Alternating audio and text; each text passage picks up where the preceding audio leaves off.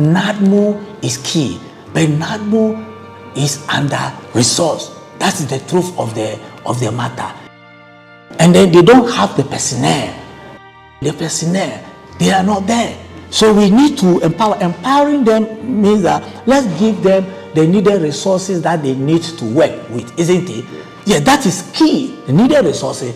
And then allow institutions, state institutions or public institutions that have been mandated to do their work, let's allow them to do their work. Are you okay? Devoid of what we call what? Interference. I don't want to say political interference or interference, from, in quote, the big guys, big people. We don't know those big people.